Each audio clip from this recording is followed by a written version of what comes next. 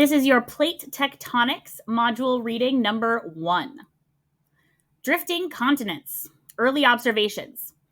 With the exception of events such as earthquakes, volcanic eruptions, and landslides, most of Earth's surface appears to remain relatively unchanged during the course of a human lifetime.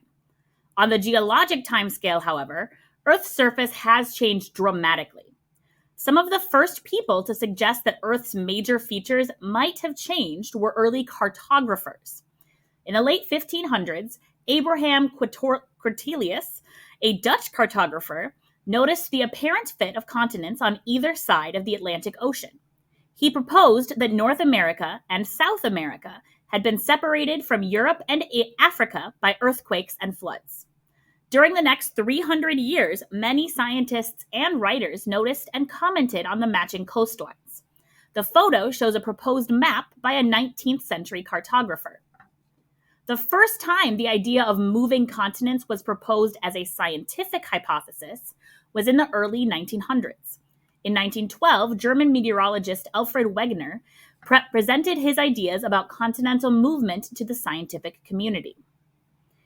In this left picture, it looks like the east coast of the Americas fit well with the west coast of Africa and Europe. Cartographers began noticing this soon after the Americas were mapped. Pause and go answer question number 1 in your science notebook. Continental drift. Wegener developed a hypothesis that he called continental drift, which proposed that Earth's continents had once been joined as a single landmass that broke apart and sent the continents adrift. He called this supercontinent Pangaea, a Greek word that means all the Earth, and suggested that Pangaea began to break apart about 200 million years ago. Since that time, he reasoned, the continents have continued to slowly move to their present positions, as shown. You can see Pangaea all together, and then the continents begin to separate and move apart, continue to move apart until they are in their current locations as we understand them today. Pause and go answer question number 2 in your science notebook. Evidence from rock formations. Wegener reasoned that when Pangaea began to break apart, large geologic structures, such as mountain ranges, became separated. Using this reasoning, Wegener thought that there should be areas of similar rock types on opposite sides of the Atlantic Ocean.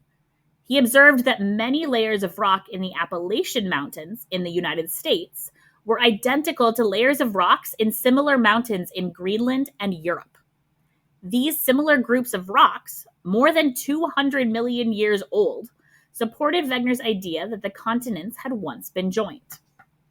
Pause and go answer question 3A in your science notebook. Evidence from fossils. Wegener also gathered evidence of the existence of Pangaea from fossils. Similar fossils of several different animals and plants that once lived on or near land had been found on widely separated continents. Wegener reasoned that the land-dwelling animals, such as Cynoognathus and Lystrosaurus, could not have swum the great distances that now exist between the continents. Wegener also argued that because fossils of Mesosaurus, an aquatic reptile, had been found in only freshwater rocks, it was unlikely that this species could have crossed the oceans. The ages of these different fossils also predated Wegener's time frame for the breakup of Pangaea, and thus supported his hypothesis. Pause and go answer question number 3B in your science notebook.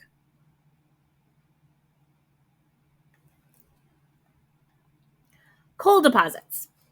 Recall that sedimentary rocks provide clues to past environments and climates. Wegener found evidence in these rocks that the climates of some continents had changed markedly.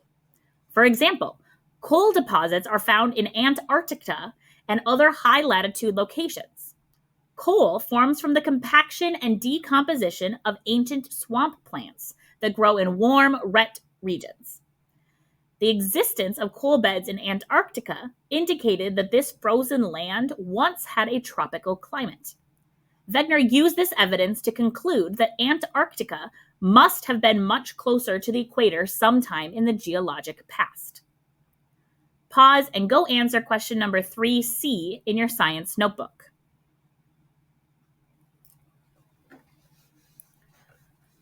A rejected notion.